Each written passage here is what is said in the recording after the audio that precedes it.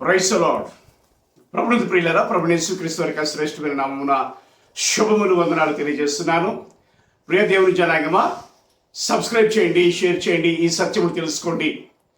ఈరోజు అంశం ఏమిటి అంటే మట్టల ఆదివారం అనగా పామ్ సండే. ఈ మట్టల ఆదివారం దినమున సంఘాల్లో కూడా మనం గమనించినట్లయితే గాడిద గూర్చి మాత్రమే చెప్తారు. కట్టబడిన గాడిద, విప్పబడిన గాడిద, విలివేయబడిన గాడిద, లేకపోతే ఘనత వచ్చిన గాడిద, యేసు ప్రభువాన్ని బట్టి పేరు ప్రఖ్యాతులు వచ్చిన గాడిద, ఇలాగ ఇవన్నీ ప్రసంగాలు చేస్తారు.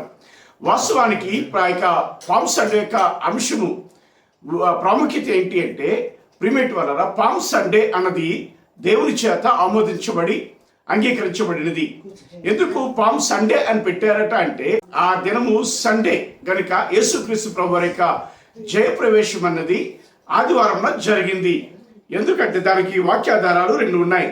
నిర్గమకాండం 12:3 ఉంది. రండి చదువుకుందాం.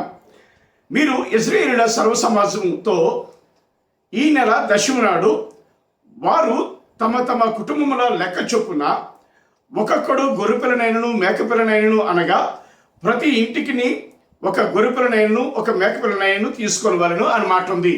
ఎప్పుడంట అంటే ఈ నెల దశమి నాడు, సంవత్సరంలో మొదటి నెల. ఆ నెలలో ఈ నెల దశమి నాడు అంటే 10వ దినము. ఏ దినం అనేది అక్కడ మనకి ఆదివారం అని వ్రాయబడలేదు. కానీ ఎలాగ ఆదివారం అని క్యాల్కులేట్ చేయగలుగుతున్నమాట అంటే చూద్దాం రండి. నిర్గమకాండం 12:7 ఎలా ఉంది, రండి చదువుకుందాం. ఏంటంటే ఈ నెల 14వ దినము వరకు మీరు దాని నుంచి కొనవలెను. అంటే 10వ దశమి నాడు సమకూర్చుకోవాలి. 4 రోజుల వరకు కూడా వారు దాన్ని భద్రపరచుకోవాలి. భద్రపరిచిన తర్వాత ఏం చేయాలట అంటే తర్వాత ఇశ్రాయేలీయుల సమాజపు వారందరూ తమ తమ కూటములలో సాయంకాలం ముందు దాన్ని చంపి దాని రక్తమును కొంచెం తీసి తాము దాన్ని తిని ఇండ్ల ద్వారబంధపు 2 నిలువు కమ్ముల మీదను పై కమ్మి మీదను చల్లి అని మాట కనబడుతుంది. అంటే 14 దినములు మొత్తం కనబడుతుంది. ఆ తర్వాత 14 దినముల తర్వాత సాయంకాలం అనేది ఉంది.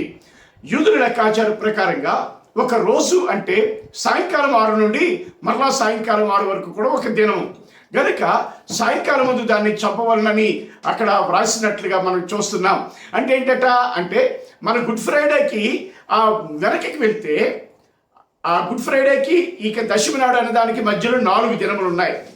ఆ 4 దినముల తర్వాత 5వ దినం ఏంటంటే గుడ్ ఫ్రైడే అనగా శుక్రవారం అనగా పస్కా బలిపశువుగా యేసుక్రీస్తు ప్రభువారు వధించబడిన దినము. యేసుక్రీస్తు ప్రభువారు వధించబడిన దినము కనుక ఈ దినము మహాశుక్రవారం అని మన చరిత్రకారులు పేర్కొన్నారు. లేఖనములు కూడా ఆ రీతిగా ఉంది. విశ్రాంతి దినమునకు పూర్వదినం అన్నట్లుగా ఉంది. విశ్రాంతి దినమునకు మొదటి దినం అని ఉంది. అంటే శుక్రవారం నుంచి వెనుకకి లెక్కేస్తే దశమి అనగా ఆదివారం అనేది క్లారిఫై అవుతుంది. కనుక ఇక పాము సండే యొక్క ఆవశ్యకత ఏంటంటే దేవుడు నిర్దేశించి ఆశీర్వదించిన దినము ఆదివారము. ఆ తర్వాత ఏమైందట, శుక్రవారం యేసుక్రీస్తు ప్రభువారు మరణిస్తే శనివారం తర్వాత మళ్ళీ ఆదివారంలో పెందలకాడ దేవుడు లేచినట్లు కనబడుతుంది. అంటే యేసుక్రీస్తు ప్రభువారికి దేవుడు విధించిన దినం ఏంటి అంటే ఆదివారం అనేది కన్ఫర్మ్ అవుతుంది. ప్రియా దేవుని జనాంగమా, కనుక పామ్ సండే అంటే పాము అనగా మట్టలు, ఈత మట్టలు కావచ్చు, ఖర్జూరు మట్టలు కావచ్చు, లేకపోతే తాటి మట్టలు కొమ్మలు కావచ్చు, లేకపోతే కొబ్బరి కొమ్మలు కావచ్చు, whatever it may be, మట్టలు అన్నమాట. అక్కడ చూస్తే పామ్స్ అన్నమాట ఉంది. ఆ పామ్ సండే రోజు చేసే పని ఏంటట అనేది ఈరోజు మనం ఇక వర్తమానంలో చూసుకోబోతున్నాం. Praise the lord. ప్రిమేట్ వలన ఈ రీతిగా మనం ఆలోచన చేసినట్లయితే మత్తయి సువార్త 21:1 నుండి 10 వరకు కూడా మనం మట్లాదివారం కూర్చిన లేఖనాలు మనం చదువుకోగలం. అందులో 3 భాగాలు మీకు తెలియజేస్తాను. మొదటి భాగం ఏంటట అంటే మనసులో పెట్టుకోండి, గాడిదను ఎన్నుకొని దాని మీద ఎక్కి యెరూషలేములోనికి వచ్చుట. అంటే గాడిదను అధిరోహించి యేసుక్రీస్తు ప్రభువారు యెరూషలేములోనికి వస్తున్నారు. మొదటి పని. రెండో పని ఏంటంటే అంటే జనసమూహములు అని కనబడుతున్నాయి. ఆ జనసమూహములు ఎవరెవరు ఏంటి అనేది కూడా మనం ఈరోజు చూసుకుంటాం. మూడో భాగం ఏంటంటే ఆర్భాటముతో ఆ యొక్క జయధ్వనులు కనబడుతున్నాయి. కనుక జయధ్వనులతో అంటే జయధ్వనులు అనేది మూడో విషయం, మొదటి విషయం ఏంటంటే గాడిద మీద యేసు ప్రభువారు ఎక్కి యెరూషలేములోకి ప్రవేశించుట. రెండో విషయం ఏంటంటే జనసమూహములు ఆయన వెంబడించుట. తర్వాత మూడో విషయం ఏంటంటే జయధ్వనులతో ఆయన్ను ఆరాధించుట కనబడుతుంది. గనక ప్రియ దేవుని జనాంగమా, ఈ రీతిగా మనం ఆలోచన చేసినట్లయితే మొదటి పాయింట్లోకి వద్దాం. గాడిదను ఎన్నుకొని దాని మీద ఎక్కి యెరూషలేములోకి వచ్చుట. ఈ గాడిద అనేది మాత్రమే సంఘాలలో చెప్పబడుతుంది, కానీ గత వారంలో మీ సంఘాల్లో విన్నారు కదా, కేవలం గాడిద కూర్చే మొమాట పడను నేను, కేవలం గాడిద కూర్చో మాట్లాడతారు తప్ప అసలు గాడిదని ఎన్నుకోవటానికి గల కారణం ఏంటి, యూదుల యొక్క సాంప్రదాయం ఏం చెప్తుంది, ప్రవచనాలు ఏం చెప్తున్నాయి, అసలు గాడిదను ఎక్కి యేసు ప్రభువు లోపలికి రావడం యొక్క ఉద్దేశం ఏంటి అనే ఆలోచన మాత్రం చేయరు. ఎంతసేపు గాడిద గాడిద గాడిద గాడిద, వాక్యాలు రాకపోతే దేవుని ఉద్దేశాలు తెలియకపోతే కాముకుంటూ వస్తుంది. కానీ దేవుడి ఉద్దేశాల కొరకు మనం ప్రార్థన చేసి కనిపెడితే దేవుడు అక్కడ ఉండే సత్యాన్ని బయలుపరుస్తాడు. ఏదో నచ్చినట్లు చెప్పేస్తాం, మాకు చదువులున్నాయి, మేము సిరంపూర్ బైబిల్ కాలేజ్ చదువుకున్నాం, మాకేంటి తక్కువ అనుకుంటే కుదరదు. దేవునికి వాక్యం ఉన్నది ఉన్నట్టుగా చెప్పగలగాలి. అయితే ఇక్కడ చూద్దాం, అసలు గాడిదని యేసుక్రీస్తు ప్రభువు ఎందుకు ఎన్నుకున్నారు అన్నది తెలిస్తే ఓన్లీ గాడిద గురించి మాట్లాడవలసిన పని ఉండదు. చూద్దామా రండి. మొదటిది రాజుల మొదటి గ్రంథం 1వ అధ్యాయము 38-40 వచనాల్లో పట్టాభిషేకం నిమిత్తం జరిగించు ఉద్దేశం అనేది కనబడుతుంది. ఏంటంటే దావీదు సొలొమోనుని గాడిద మీద ఎక్కించి తీసుకెళ్తున్న సంఘటన మనకి కనబడుతుంది. అంటే ఏంటంటే గాడిద మీద ఎక్కించి తీసుకెళ్లడం అనేది యూదుల యొక్క రాజరికపు సాంప్రదాయం, పట్టాభిషేకపు సాంప్రదాయం. దాన్ని చూసిన వారు ప్రవక్త ఆ యొక్క తైలం పట్టుకుని రావడం, జనులు వారి కొమ్మలు నరికి తీసుకొచ్చి పరిచి ఆ యొక్క స్వాగతించడం, ఇవన్నీ కూడా వారి ఆచారం అది కనబడుతుంది. ఆ తర్వాత చూస్తే జకర్యా గ్రంథం 9వ వచనంలో ఏముందటే, ప్రియమేటి వల్ల అక్కడ కూడా పిలిపిస్తారు, సీయోను కుమారి సంతోషించుడు, ఎందుకట నీ రాజు గాడిదను భారవాహకు పశుపిల్ల అయిన గాడిద పిల్ల మీద ఎక్కి వస్తున్నాడు. ఎవరట? నీ రాజు. ఎక్కడికి వస్తున్నాడు? యెరూషలేములోకి వస్తున్నాడు. కనుక మీరు బహుగా సంతోషించుడి అని మాట అక్కడ కనబడుతుంది. అంటే ఇప్పుడు ఏంటంటే ఆ యొక్క రాజరికపు పట్టాభిషేకం నిమిత్తము గాడిద మీద ఎక్కి ఆ రారాజు వెళ్ళడం అనేది, ప్రవేశించడం అనేది ఒక సాంప్రదాయం. ఒకటోది. రెండోది ఏంటంటే ఆ పట్టాభిషేకంలో జనులు ఆర్భాటంతో కేకలు వేయడం. అక్కడ సొలొమోను విషయం ఏమన్నారు? సొలొమోను, రాజైన సొలొమోను చిరంజీవి యగును గాక అని చెప్పి గట్టిగా ప్రతిపాదన చేసి కేకలేస్తున్నట్లుగా కనబడుతుంది. కనుక ప్రియ దేవుని జనాగమ, ఆ వచనంలోనూ తర్వాత ఇంకొక వచనం కూడా ఉంటుంది. ఆ వచనంలో కూడా రాజులు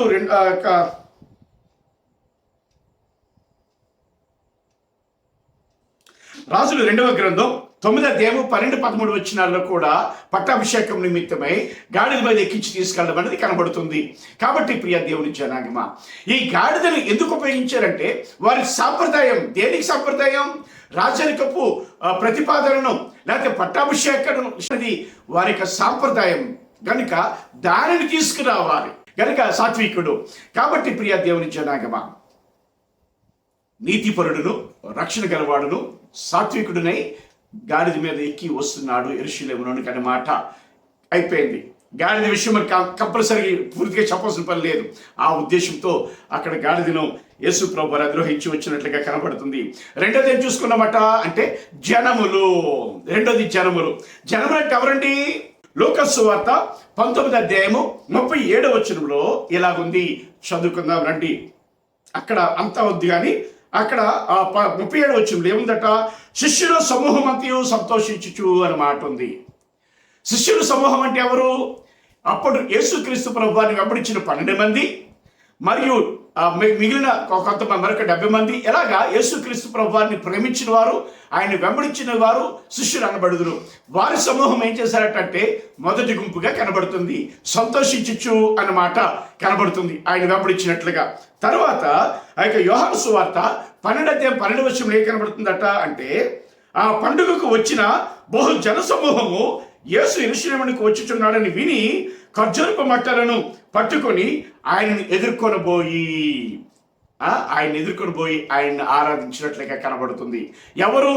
యెరూషలేమునకు వచ్చిన బహుజన సమూహములు. ఇప్పుడు ఆ పండుగ దినం పస్కా పండుగ కొరకు వచ్చి సిద్ధపరచబడే జనం కొరకు వచ్చిన జనాభా అందరూ కూడా, పస్కా పండుగ కొరకు వచ్చిన జనాభా అందరూ కూడా ఏంటట గుర్తెరిగి ఆ యొక్క యేసుక్రీస్తు ప్రభు వారు చాలాసార్లు వచ్చారు యెరూషలేములోనికి. ఎప్పుడైనా పండగ చేశారా? ఎప్పుడైనా ఆర్భటించారా? ఎప్పుడైనా జయధ్వనులు చేశారంటే చేయలేదు. ఎప్పుడైతే యేసుక్రీస్తు ప్రభు వారు ఆ యొక్క గాడిద మీద ఎక్కి కొండ దిగి యెరూషలేముకి వస్తున్నాడో, వచ్చినప్పుడు ఈ ప్రజలందరూ గుర్తెరిగి ఖర్జూరపు మట్టలు చేతపట్టుకొని కొమ్మలు నలికి దారి పొడుగున పరిచి వారి సంతోషాన్ని, వారి ఉత్సాహాన్ని తెలియజేయటానికి ప్రియ దేవుని జనాంగమా వారు వస్తున్నట్లుగా కనబడుతుంది. కాబట్టి రెండవ జనాభా సమూహం ఎవరట? ఆ పండగకి వచ్చిన యూదులు, ఆ పస్కా పండుగ ఆచరించడానికి వచ్చిన యూదుల సమూహము ఏం చేసిందట? యేసు ప్రభు వారిని ఆహ్వానించినట్లుగా కనబడుతుంది లోపలకు. ఆ తర్వాత చూస్తే ఇంకొక జన సమూహం ఉంది ప్రియ దేవుని జనాంగమా. ఇంకొక జనసమూహం ఉంది. ఆ జనసమూహం ఏంటంటే యెరూషలేము వాసులందరూ కూడా ఈయన ఎవరో అని కలవరపడ్డట్లుగా రాయబడి ఉంది. అంటే యెరూషలేము స్థానికులు మాత్రం కలవరపడ్డారట.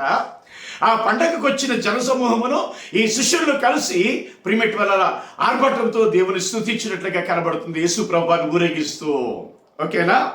అయితే ఈ జనసమూహమును అంగీకరించడానికి గల కారణం ఏంటి అంటే, యూదుల సాంప్రదాయం చెప్పానే, రాజరికపు సాంప్రదాయము.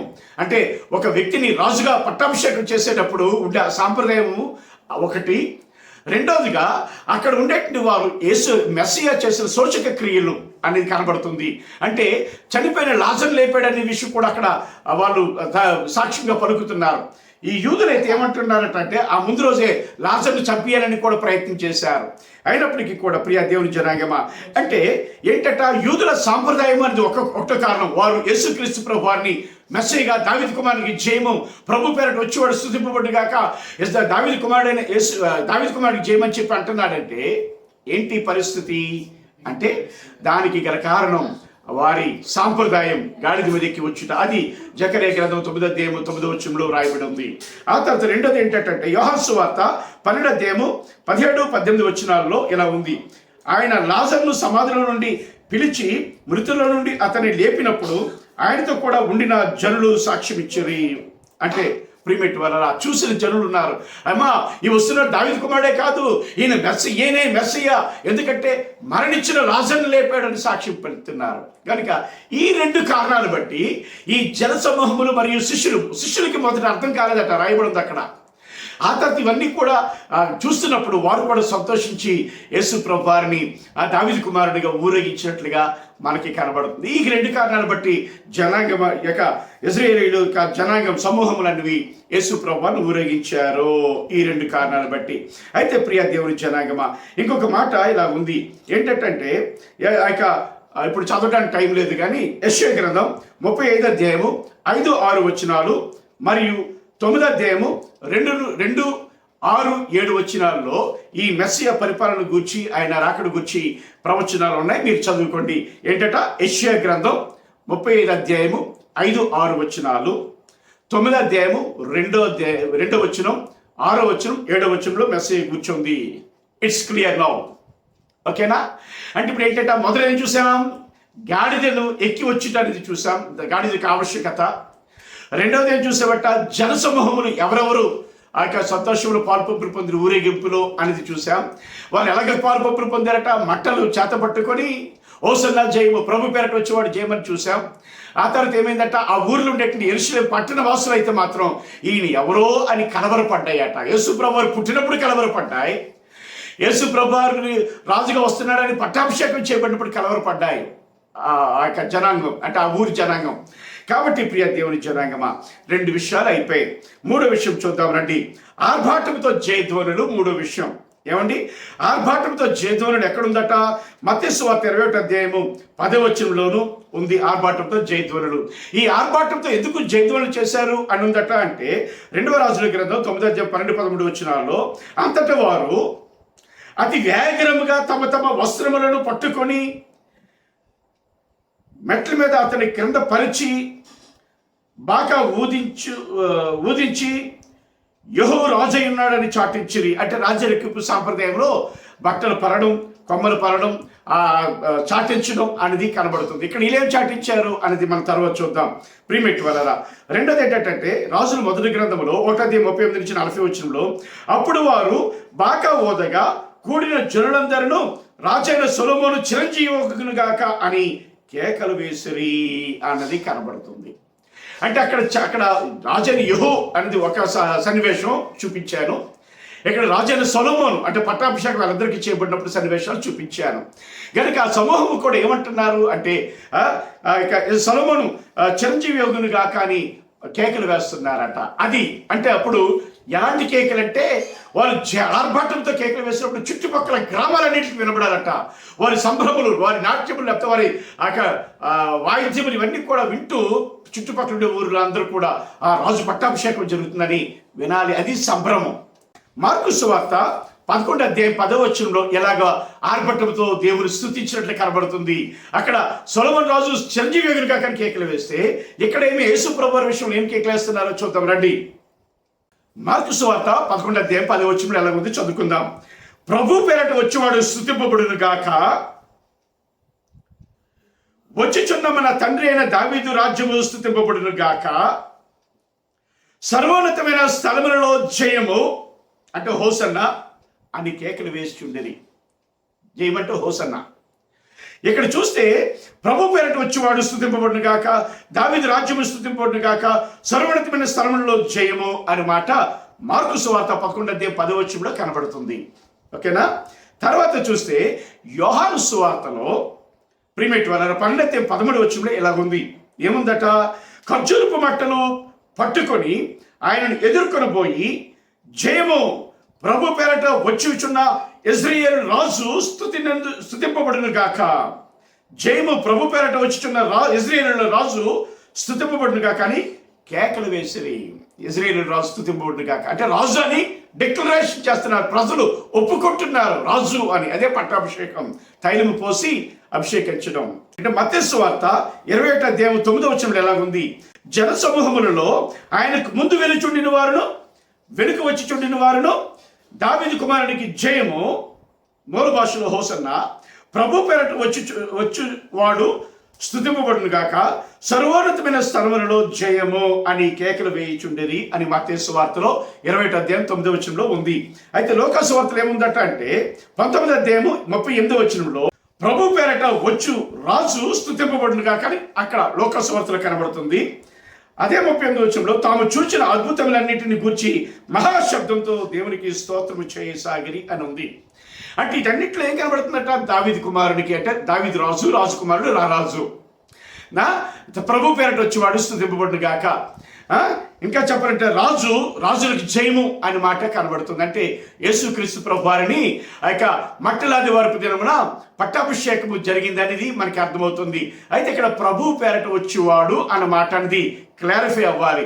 ప్రభు పేరట వచ్చేవాడు అనే మాటకు ఏముందట? నిర్గమకాండం 23వ అధ్యాయం 21వ వచనంలో దేవుడు యెహోవా చెప్తాడు, నా నామము ఆయనకున్నది అంటాడు. ఎక్కడండి? నిర్గమకాండం 23వ అధ్యాయం 21వ వచనంలో ఏమిటది? నా నామము ఆయనకున్నది. ఎవరికి పంపబడిన మెస్సియా అనబడిన యేసు క్రీస్తుకు ఉన్నది అని చెప్తున్నారు ఆయన. అంటే ఇప్పుడు ఎవరు వచ్చిన యేసుక్రీస్తు ప్రభు ఎవరి పేరుతో వచ్చినట్లు? ప్రభు పేరట వచ్చాడు. ఆ తర్వాత ద్వితీయోపదేశకాండం 18వ అధ్యాయం 16, 19 వచనాల్లో కూడా ఏముందట? ఆ ప్రభు ఆయన నామము అనేది అక్కడ కనబడతా వచనాల్లో. కనుక ఈ రెండు వాక్యాధారాలు బట్టి ప్రభు పేరట వచ్చేవాడు అంటే ఎవరు? యేసుక్రీస్తు ప్రభు వారు. అసలు ప్రభు అన్నది పాత నిబంధనలో లార్డ్ అని ఇంగ్లీష్లో వాడతారు. తెలుగులో ఏం వాడతారంటే యెహోవా అని వాడతారు. హీబ్రూలో ఏం వాడతారంటే యహ్వే అని వాడతారు. కాబట్టి ఇప్పుడు ప్రభు యేసుక్రీస్తు పేరుకి యహ్వే అని పేరుకి సెటరేట్ ఎక్కడ అవుతుందట అంటే యహ్వే అంటే YHWH అనేది ఆ ఆల్ఫబెటిక్స్ యొక్క మీనింగ్స్ తీస్తే ఆ పదాల అక్షరాల యొక్క సముదాయం యొక్క మీనింగ్ చూస్తే ఏమొచ్చిందట అంటే క్లాస్ చెప్పడానికి కాదు ఇది ప్రసంగం కనుక. ఏమొచ్చింది అనే విషయం చెప్పాలంటే నజరేయుడైన యేసు యూదుల రాజు అని అర్థం. ఏంటండి? యహ్వే అన్నదానికి అర్థం, కరెక్ట్ అర్థం. హీబ్రూ నుంచి తెలుగులోనికి లేకపోతే ఇంగ్లీష్లోనికి ఏ కోణంలో తీసుకున్నా ఏముందట? నజరేయుడని యేసు యూదుల రాజు అన్నది. మన భాషలో మన బైబిల్ పరిభాషను చూస్తే ఏ ప్రభు అయిన యేసు లేక యేసు ప్రభు అంటే ప్రభు అంటే రాజు, యేసు యూదుల రాజే కదా యేసు ప్రభు వారు యేసు. కాబట్టి తర్వాత యేసు క్రీస్తు లేకపోతే క్రీస్తు యేసు ఎలా చెప్పినా అలా చెప్పినా మెస్సయ్య అనబడిన రాజు అనేది అర్థం. కాబట్టి ప్రభు పేరట వచ్చేవాడు అనే మాటకు యేసు నజరేయుడైన యేసు ప్రభు అన్న మాటకు ఏంటట తేడా ఎక్కడ కూడా లేదు. యాహ్వే అనగా ప్రభు యేసు క్రీస్తు వారే, యెహోవా అనగా ప్రభు యేసు క్రీస్తు వారే, పరిశుద్ధాత్ముడు అనగా ప్రభు యేసు క్రీస్తు వారే. ఇక పట్టణాది వారి యొక్క అంశంలో ఉండే మెసేజ్ ఏంటండి పాస్టర్ గారు, అది చెప్పండి అని మీరు అడగాలి. ఓకే, అదే చెప్పడానికి వస్తున్నాను. అయితే ఇక్కడ ఈ మెసేజ్లో ఈ మట్టలాదివారం దినమున దావీదు కుమారుని చేయమని చెప్పి ప్రజలు వారికి యేసు ప్రభు యొక్క పట్టాభిషేకమును ఒక్కి నొక్కాలని చెప్పారు. మరి తైలాభిషేకం ఎక్కడ జరిగింది? హెబ్రీయుల రాసిన పత్రికలో 1వ అధ్యాయం ఉంది కదా. కంటే హెచ్చవునట్లుగా నేను ఆనంద తైలంతో అభిషేకించి ఉన్నాను. ఎవరు అభిషేకించారు? మనుషులు కాదు, దేవుడే తండ్రి అయిన దేవుడే అభిషేకించారు. ఇక్కడ చెప్పొచ్చింది ఏంటంటే యేసుక్రీస్తు ప్రభు వారి పట్టాభిషేకం. దీనిలో నుండి ఈరోజు మన అంశం, మనకి ప్రసంగం యొక్క అంశం ఏంటి అంటే, మొట్టమొదటిది అక్కడ చూస్తే సత్యముతో ఆరాధించబడడం. యోహాను సువార్త 4వ అధ్యాయంలో యేసుక్రీస్తు ప్రభు వారు ఏమన్నారు ఆరాధన విషయంలో? ఆత్మతోనూ సత్యముతోనూ ఆరాధించు దినములు అంటే ఆత్మతోను సత్యముతోను. సత్యముతో వీళ్ళు ఏమని ఆరాధించారు? దావీదు కుమారుడికి జయము. ఆయన దావీదు కుమారుడు అనే సత్యమును అంగీకరించారు, సత్యముతో ఆరాధించారు. హల్లెలూయా. సత్యంతో ఆరాధించారు. దావీదు కుమారుడు అన్నారు, ప్రభు పేరట వచ్చేవాడు అన్నారు, జయం అన్నారు, స్తోత్రం అన్నారు, లేకపోతే సర్వోన్నతమైన స్థలంలో జయం అన్నారు, స్తుతింపబడును గాక అని అన్నారు. ఎలాగున ఏం చేశారంటే వాక్యం అనే సత్యముతో యేసు ప్రభు వారు ఏమై ఉన్నారు అన్న సత్యముతో ఆరాధించినట్లుగా మనకి కనబడుతుంది. దేవుని స్తుతించినప్పుడు ఏం జరుగుతుందట? నీకు అవసరమైనవి తీసుకుని రాబడతాయి. హల్లెలూయా. ఎప్పుడు స్తుతించాలి? లేనప్పుడే స్తుతించాలి. అవకాశాలు లేనప్పుడే దేవుని ఆరాధించాలి. ఆయన గొప్పతనాన్ని, ఆయన నామమును, ఆయన చేసిన కార్యములు అవన్నీ సత్యములే. సత్యము పట్టుకొని ఆత్మతోనూ సత్యముతోనూ ఆరాధించినప్పుడు అద్భుతాలు జరుగుతాయి. ఏంటంటే దేవుణ్ణి లేనప్పుడు స్తుతించినప్పుడే, ప్రతికూల పరిస్థితులప్పుడే దేవుని స్తుతించాలి. కనుక సంగమా లేక విశ్వాసులారా, మీరేం చేయాలంటే మీ కుటుంబ పరిస్థితులకి, మీ ఉద్యోగ పరిస్థితులకి, మీకు వ్యక్తిగత పరిస్థితులకి, లేకపోతే ఆర్థిక పరిస్థితుల విషయంలో నలిగిపోతున్నప్పుడే మీరు సంఘాన్ని పిలిపించుకొని స్తుతికుడికి పెట్టుకోండి. ఇన్ని వారాలని లేకపోతే ఇన్ని రోజులని దేవుని విడుదల మీరు చూడగలుగుతారు. నాడుండే దేవుడు నేడు కూడా ఉన్నాడు, నిన్న నేడు మారని దేవుడు. కాబట్టి ప్రియబెట్టి వాళ్ళరా, ఇక్కడ వీళ్ళు ఆరాధన ఏం చేశారట? మట్లాద్వారం జన్మన సత్యముతో ఆరాధించారు. యూదుల రాజు లేకపోతే దావీదు కుమారుడు, ఇశ్రాయేలీయుల రాజు అని ప్రభు పేరట వచ్చేవాడు అని చెప్తూ ఈ 3 మాటలు చెప్తూ ఆరాధన చేసినట్లుగా ఆ మట్లాదివారం మనకు కనబడుతుంది. కనుక దాని సందర్భంగా పురస్కరించుకున్న మెసేజ్లో సత్యముతో నువ్వు ఆరాధించినప్పుడు నీకు కొరత ఏమీ ఉండదు అనేది సత్యం. ఇంకొక మాట, కీర్తన గ్రంథం 50 అధ్యాయం 23వ వచనంలో ఏమంటాడు అంటే, స్తుత్యాగం అర్పించేవాడు నన్ను మహిమపరచుచున్నాడు, నేను వానికి దేవుని రక్షణ కనుపరిచినట్లు వాడు మార్గమును సరళము చేసుకుంటున్నాడు అన్నట్లుగా రాయబడి ఉంది. అంటే ఏంటంటే స్తుత్యాగం అర్పిస్తే దేవుడు దిగి వచ్చి ఆ వ్యక్తి ఎవరైతే స్తుతి ఆరాధన చేస్తున్నారో ఆ వ్యక్తి యొక్క సమస్యను తొలగించి రక్షణ ఇచ్చి మరలా దేవుడు వెళ్తాడు. అంటే దేవునికి మనిషికి మధ్య మార్గం, రాజమార్గము ఎలా ఇయ్యారట అంటే ఆ దారి ఏంటి అంటే స్తుతియాగము. కనుక స్తుతి స్తోత్రం అని చెప్పి ఆరాధించడం, హల్లెలూయా చెప్పి ఆరాధించడం. కొన్నిసార్లు నా కుమారుడు, నా భార్య కూడా అనుకుంటారు, ఏంటి మా నాన్నగారు స్తుతిస్తున్నారు అని అనుకున్న వారికి వివరించి చెప్పినప్పుడు అర్థమయ్యేది. ఒక విషయం పట్టుకుంటాను, ఆ విషయం నిమిత్తమే స్తుతి స్తోత్రం అని చెప్పి 1-2 గంటలలాగా ఆరాధన చేస్తూ ఉంటాం. అది నాకు ఆనవాయితీ అయింది. కనుక ప్రియ దేవుని జనాంగమా, దేవుడు ఏమై ఉన్నాడు అనేది సత్యం. ఆ సత్యమును పట్టుకుని ఆరాధిస్తే నీకు అసాధ్యమైనది కూడా లేదు. నీకు కావలసినవన్నీ ఏర్పరచబడతాయి. దేవుడే దిగి వచ్చి రక్షణిస్తాడు అనేది ఈ వర్తమానం యొక్క సారాంశంలో మొదటి పాయింట్. ఓకేనా? ఇప్పుడు 2వ పాయింట్కి వద్దాం రండి ప్రియ దేవుని జనాంగమా. ఈ మట్టలాదివారం దేవుని ఏం జరిగింది అనుకున్నాం? పట్టాభిషేకం. ఎక్కడికి ఏ పట్టాభిషేకం? రారాజుగా పట్టాభిషేకం. మరి రారాజుగా పట్టాభిషేకం అయితే ఈరోజు ఈ ప్రస్తుతానికి ఈ రోజుకి యేసు ప్రభువారు ఈ భూమిని పరిపాలన చేస్తున్నారా అంటే లేదు. మరి యేసు ప్రభువారిని పిలాతు అడిగినప్పుడు ఏమంటాడు? నా రాజ్యం ఈ లోక సంబంధమైనది కాదు అంటాడు. అంటే ఈ భూ సంబంధమైనది కాదు, ఈ లోక సంబంధమైనది కాదని అర్థం. ఈ విధానాల సంబంధమైనది కాదని అర్థం. ఏ లోక సంబంధమైందట అంటే, కాబట్టి యేసుక్రీస్తు ప్రభువారు ఎక్కడి కొరకు ఇక్కడ పట్టాభిషేకం చేయబడ్డారు? రాజుగా. అంటే క్రొత్త భూమి క్రొత్త ఆకాశాలు ఎదుండే మెస్సినిక్ ఏజ్ పరిపాలన కాలము. ఆ క్రొత్త భూమి క్రొత్త ఆకాశాల యందుండే ఆ కాలంలో ఆయన పరిపాలన గురించి ఈ భూమి మీద ఆయన పట్టాభిషేకం చేయబడ్డారు. పేతురు రాసిన 2వ పత్రిక 3వ అధ్యాయం 13వ వచనం ఉంటుంది. కాబట్టి మనం ఆయన వాగ్దానమును బట్టి మనం క్రొత్త ఆకాశం కొరకును క్రొత్త భూమి కొరకును ఎదురు చూచుచున్నాము అంటాడు. వాటి యందు నీతి నివసించును అంటాడు. అంటే వాటి యందు నీతి నివసించును, క్రొత్త ఆకాశం క్రొత్త భూమి కొరకు ఎదురు చూస్తున్నాం అంటాడు. అంటే ఇప్పుడు ఏంటంటే క్రొత్త ఆకాశం క్రొత్త భూమి అనబడిన 1000 ఏళ్ల పరిపాలనలో యేసుక్రీస్తు ప్రభువారు మెస్సీగా పరిపాలన చేస్తారు. అక్కడ పరిపాలన కొరకు ఇక్కడ ఆ అధికారాన్ని సంపాదించుకున్నారు యేసుక్రీస్తు ప్రభువారు. ఇది అంశం పట్టాభిషేకం అంటే ఏమంటారు కనుక అక్కడ కొరకు ఇక్కడ పట్టాభిషేకం అనే మాట మనకి కనబడుతుంది. పేతురు రాసిన 2వ పత్రికలో 3వ అధ్యాయం 14వ వచనంలో కూడా వ్రాయబడి ఉంది. కాబట్టి అంటే అక్కడ సంపాదించిన కొరకు ఈ భూమి మీద ఏం చేయాలట? జయించాలి, ఈ భూమి మీద సాధించాలి, లేక ఈ భూమి మీద సంపాదించాలి. అందుకే కదా యేసు ప్రభువు అంటారు, నీ ఆస్తి మీ బేదలకు ఇచ్చి ఏం చేయాలట? నీవు నన్ను వెంబడించని చెప్తాడు. పరలోకం మీద నీ ధనం అధికమవుతుంది, నీ బహుమానం అధికమవును, నీ ధనం ఎక్కడ ఉంటుందో నీ దేహం అక్కడ ఉంటుందని చెప్తారు. అంటే ఈ భూమి మీద ఇక్కడ ఖర్చు పెట్టి అక్కడ సంపాదించాలి. అదే సోషల్ వర్క్స్ అంటారు. యేసుక్రీస్తు ప్రభువారు క్రైస్తవులకి చెబుతుంది, బోధిస్తుంది ఏంటంటే పేదవారికి భేదవానికి సహాయం చేయ, అక్కర్లున్నట్లు వాడికి సహాయం చేయనట్లు ఆ మాటలు తెలియజేస్తున్నాడు. ఎందుకు? వీటి ఫలితంగా నువ్వు ఎంత ఖర్చు పెడతావో అంతకి 100 రెట్లుగా నీకు పరలోకంలో నీకు సంపాదించబడుతుంది. అక్కడ కొరకు ఇక్కడ ఖర్చు పెట్టు అన్నట్లుగా ధనవంతుడికి చెప్తే చాలా సంఘటనలు అక్కడ ఉంటాయి మనకి లోకసోత 12వ అధ్యాయంలో కూడా. కాబట్టి ప్రియ దేవుని జనాంగమా, అంటే యేసుక్రీస్తు ప్రభువారు అక్కడ రాజరికం కొరకు ఇక్కడ ఈ భూమి మీద కష్టపడ్డారు, రాజరికం కొరకు పట్టాభిషేకం చేయబడ్డారు.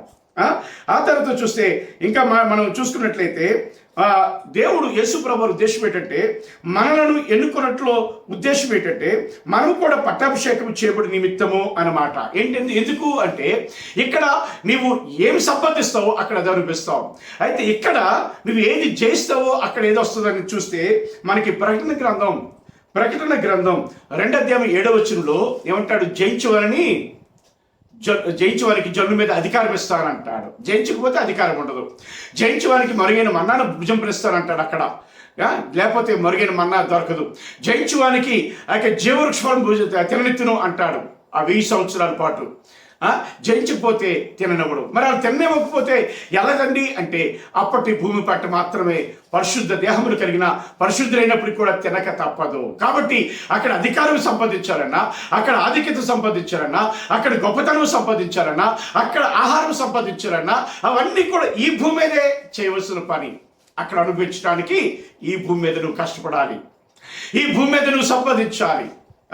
ప్రియ దేవుని జనాంగమా, ఈ భూమి మీద నీవు సంపాదించిన. అందుకే తిమోతి రాసిన 1వ పత్రిక 4వ అధ్యాయము 7-8 వచనాలు ఉంటుంది. ఏంటంటే దైవభక్తి ఎప్పటి జీవం విషయంలోనూ రాబో జీవం విషయంలోనూ ఏంటంట ప్రయోజనకరంగా ఉంటుందంట.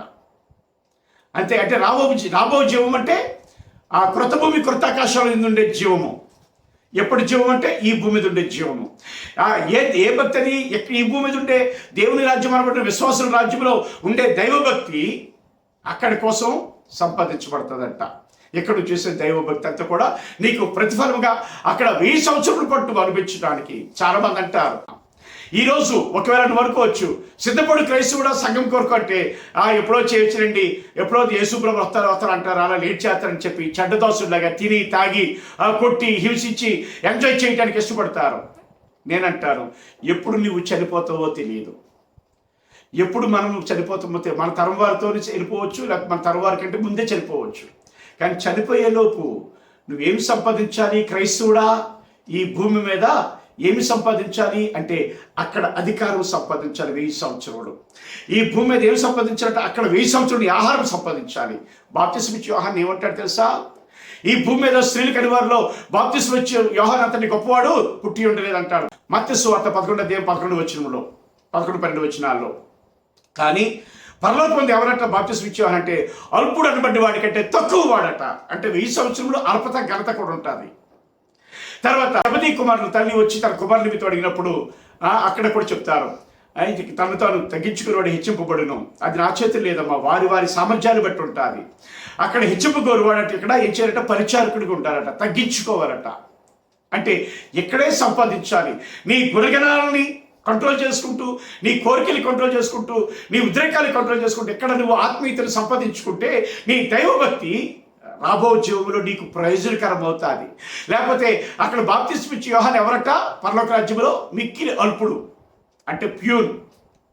ఆ ప్యూన్తో పాటుగా నువ్వు కూడా ప్యూన్గా ఉండే ప్రమాదం ఉంటుంది. కనుక నీవు చనిపోయేలోపు, నేను చనిపోయేలోపు, మనము చనిపోయేలోపు పరలోక రాజ్యంలో మన ఆస్తి సంపాదించుకోవాలి, మన అధికారం సంపాదించుకోవాలి, మన హోదా సంపాదించుకోవాలి.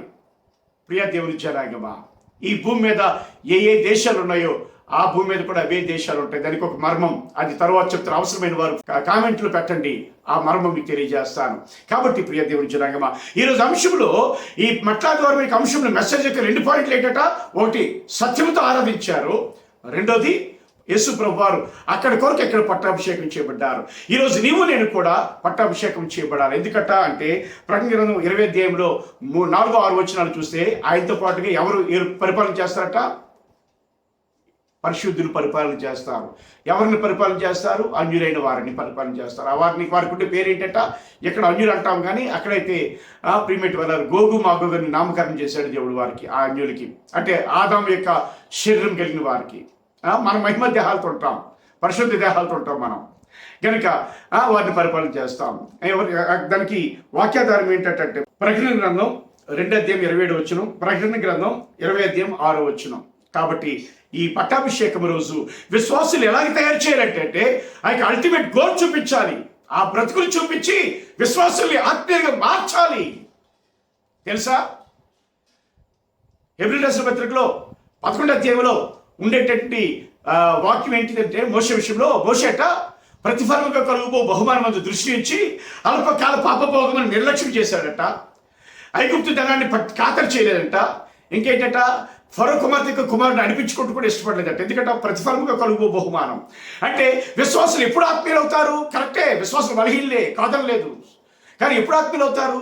వారి అల్టిమేటం చూపించినప్పుడు దాని గురించి ప్రయాసపడతారు. అది చెయ్యాలి. పాస్టర్లు, సేవకులు, వీరందరూ కూడా ఆ రాజ్యం కొరకు విశ్వాసాన్ని సిద్ధపాటు చేయాలి. అప్పుడు వారు పాపాన్ని చేయరు, ఉద్రేకాలు కంట్రోల్ చేసుకుంటారు. అప్పుడు వారు దేవుని కొరకు సంపాదిస్తారు.